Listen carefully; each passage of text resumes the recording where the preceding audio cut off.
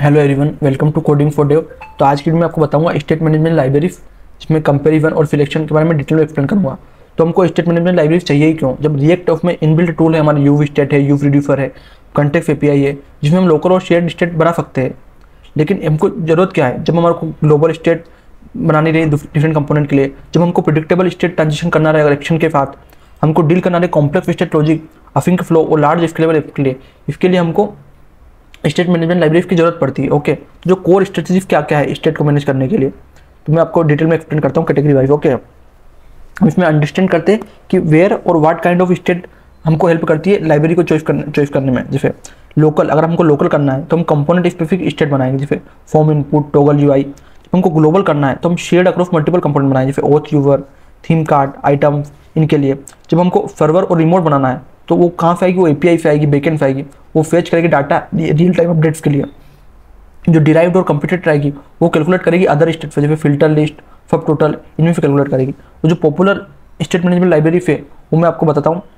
तो सबसे पहले कंपेयर करते हैं इसको यूवरन के, जो कंटेक्स्ट एपीआई यूव रिड्यूसर, ये बेस्ट है सिंपल ग्लोबल मैनेजमेंट के लिए, ऑथ थीम मॉडल के लिए। इसमें क्या है, प्रो क्या है इसका कि ये नेटिव रिएक्ट के, इसमें डिपेंडेंसी की जरूरत नहीं पड़ती आपको, स्मॉल और मीडियम ऐप के लिए अच्छी रहती है। कौन क्या है कि आप इसमें परफॉर्मेंस ऑप्टिमाइजेशन नहीं कर सकते, रीरेंडर्स होते हैं इसमें, ये लार्ज स्केल और डीपली नेस्टेड अपडेट्स के लिए नहीं है। ओके, अब बात करते हैं सेकंड जो सबसे ज़्यादा पॉपुलर है, वो है रिडक्स। रिडक्स का के लिए यूज होता है जो कॉम्प्लेक्स स्टेट मैनेजमेंट होता है, और जो डिबगिंग होती है लार्ज सिस्टम में, वो हम रिडक्स का यूज करके कर सकते हैं। इसका प्रूफ क्या है कि प्रिडिक्टेबल है, और इसमें सेंट्रलाइज स्टेट बनते हैं हमारे। ओके, फिर थर्ड है इसमें हग इकोसिस्टम है, इसमें मिडिलवेयर, डेव टूल्स, प्लगइन्स इसमें बने हुए हैं, तो हम उनको डायरेक्टली यूज कर सकते हैं। ओके, और ये वर्क वेल करता है टाइम टेबल डिबगिंग के।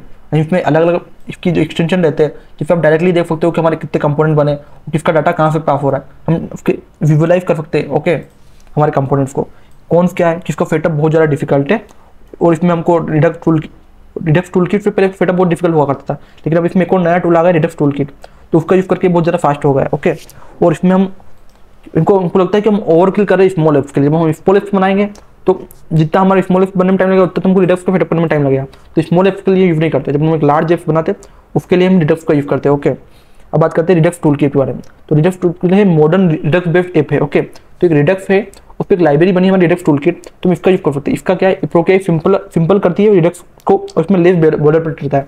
जो रिडक्स था ना उसमें बॉयलरप्लेट बहुत ज़्यादा रहता था, तो सेटअप बहुत ज़्यादा डिफिकल्ट होता था। इसमें क्या है, इसका सेटअप थोड़ा ईजी है इस कंपेयर टू रिडक्स। ओके, और इसमें बिल्ट इन टूल्स होते हैं, असिंक सपोर्ट होता है, क्रिएट असिंक थंक होता है, और ये इंकरेज करता है बेक प्रैक्टिस। इसमें जो बेक प्रैक्टिस होती है हमारी रिडक्स की, वो यूज होती है। कौन क्या है कि इसमें हम स्टिल इसमें हम कुछ अब्स्ट्रक्शन लोकल स्टेट में हमारे को खुद को और कुछ लॉजिक लिखना है तो उसकी कुछ लिमिटेशन आ जाती है। ओके, और इसका जो लर्निंग कर्व है वो थोड़ा ईजी है एज कम्पेयर टू रिडक्स, और थोड़ा कंटेक्स्ट एपीआई से थोड़ा डिफिकल्ट है। ओके, अब बात करते हैं जस्टिन। जस्टिन एक और लाइब्रेरी है हमारी, ये लाइट वेट और ग्लोबल स्टेट मैनेजमेंट करती है, इजीली कर सकती है। इसका प्रूफ क्या है कि हम मिनिमल एपीआई और बॉयलरप्लेट इसमें यूज़ कर सकते हैं। इसमें हम कंटेक्स्ट प्रोवाइडर नीड की जरूरत पड़ती है, हम उसको यूज़ कर सकते हैं।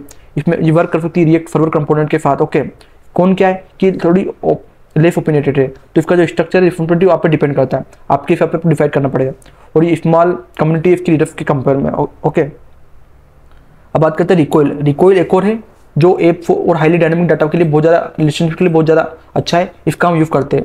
और इसको भी बिल्ड करा है मेटा ने। ओके, वही रिएक्ट जिसने बिल्ड करा है उन्होंने बिल्ड करा है। ओके, तो ये फाइन ग्रेंड है ऑटोम बेस्ड अपडेट के लिए। इसमें जो पर्टिकुलर जो माइनर अपडेट होते हैं वो डायरेक्टली हो सकते हैं, और इसमें ईवी टू शेयर है बिटवीन कंपोनेंट, इसमें डाटा ईवीली शेयर हो जाता है। कौन क्या है कि अभी भी मतलब एक्सपेरिमेंटल फेज में ही। ओके, ये मतलब इसको कम्युनिटी छोटी कम्युनिटी है, और इसको वाइडली अडोप्टेड नहीं है, इंटरप्राइज लेवल पर अडोप्टेड नहीं है। इसका यूज़ तो होता है, इंटरप्राइज लेवल पर इसका यूज़ नहीं होता। ओके, बट बहुत कम होता है। अब बात करते हैं जोटाई। जोटाई एक मिनिमल स्टेट लाइब्रेरी है। इसका प्रूफ क्या है कि ये भी एटम बेस्ड है, इसका मॉडल भी रिकॉइल जैसा ही है। ओके, और इसमें जीरो बॉयलरप्लेट है, आपको इसमें ज़्यादा फिटअप करने की जरूरत नहीं पड़ती। और इसका एक और फायदा है कि फर्स्ट क्लास टाइपस्क्रिप्ट सपोर्ट करती है। ओके, तो इसमें टाइपस्क्रिप्ट में भी लिख सकते हो आप इसको। कौन क्या है कि इसमें इसको इकोसिस्टम भी लिमिटेड है, और इसमें टूल बहुत कम है, जैसे जो हमारे रिडक्स और रिडक्स टूल किट में होते हैं उसमें बहुत ज़्यादा कम टूल्स है इसमें। इसमें एक और हमारी लाइब्रेरी होती है, वो है मोबेक्स, जो कि बहुत ज़्यादा ऐप्स को रिएक्टिविटी के लिए हम प्रीफर करते हैं। इसके प्रूफ क्या है कि ऑटोमेटिक टेकल कर लेती है सारी डिपेंडेंसी को, और इसमें फ्यू रेंडर्स होते हैं, इसकी परफॉर्मेंस बहुत ज़्यादा हाई होती है, और इसको इंटीग्रेट करना बहुत ज़्यादा ईजी होता है। ओके, कौन क्या है कि इसमें जो अपडेट्स होते हैं वो डिबग करना बहुत ज़्यादा हार्ड होता है, और इसका जो लर्निंग कर्व है उसमें आपको ऑब्जर्व करना पड़ता है आपको, क्योंकि इसके थोड़े फंडामेंटल अलग है। ओके, तो अगर मैं आपको कंपेरिजन बताऊँ तो ये आप आपके सामने एक टेबल दिख रही होगी जिसमें हमने आपको कंपेयर करके रखा है। ओके, जितनी भी हमारी लाइब्रेरी है तो आप आपके यूज के हिसाब से आप यूज़ कर सकते हो। अब हम करते हैं चूजिंग द बेस्ट लाइब्रेरी। सबसे ज़्यादा राइट लाइब्रेरी कौन सी है? तो अगर आपको स्मॉल एप्स बनानी है, सिंपल ग्लोबल स्टेट करना है, तो आप कंटेक्स्ट प्लस यूज रिड्यूसर का यूज़ कर सकते हो। और आपको मिड टू लार्ज एप्लीकेशन बनानी है, प्रेडिक्टेबल बनानी है डाटा फ्लो के लिए, तो आप रिडक्स टूलकिट का यूज़ कर सकते हो। और आपको परफॉर्मेंस सेंसिटिव ऐप बनानी है तो आप जस्टिन, मोबेक्स, जोटाई, इनमें से किसी का भी यूज़ कर सकते हो। आपको component level server data show करना है तो आप रिएक्ट क्वेरी और जस्टिन का यूज़ कर सकते हो। और आपको हाईली डायनेमिक यूआई डाटा वाली ऐप बनानी है तो आप रिकॉइल और जोटाई का यूज़ कर सकते हो। ओके, तो फाइनल टॉक क्या है कि आपको यूव स्टेट और यूव रिड्यूसर को पहले लोकल स्टेट में पहले पे स्टिक रहो हमेशा। ओके, आप इसका यूज़ करो अधिकतर जितना यूज़ कर सकते हो। और जब जब करो जब आपका वर्किंग करो लार्ज ऐप में। ओके, और जस्टिन और जोटाई को जब यूज़ करो जब छोटी मोटी मिनिमल ऐप बना रहे हो, मॉडर्न अल्टरनेटिव ढूंढ रहे हो किसी भी चीज़ का, आपको एक्सप्लोर करना चाहते हो तब कर सकते हो यूज़। और आपको अगर आप रिएक्ट क्वेरी को मत भूलो, ये भी एक लाइब्रेरी है जिसमें मैनेज कर सकते हैं सर्वर की स्टेट्स। ओके, तो इस वीडियो में मैंने आपको डिटेल में एक्सप्लेन करा कि स्टेट मैनेजमेंट लाइब्रेरी कौन कौन सी होती है, कि क्या क्या फ़ायदा होते हैं, और उनको मैंने कंपैरिजन भी करा सब जितने भी अलग अलग लाइब्रेरीज थी। तो अगर आपको इस रिलेटेड कुछ भी डाउट है तो आप कमेंट कर सकते हो। उसी तरह के और वीडियो देखने के लिए कोडिंग फॉर डेव को सब्सक्राइब करो। Thank you for watching.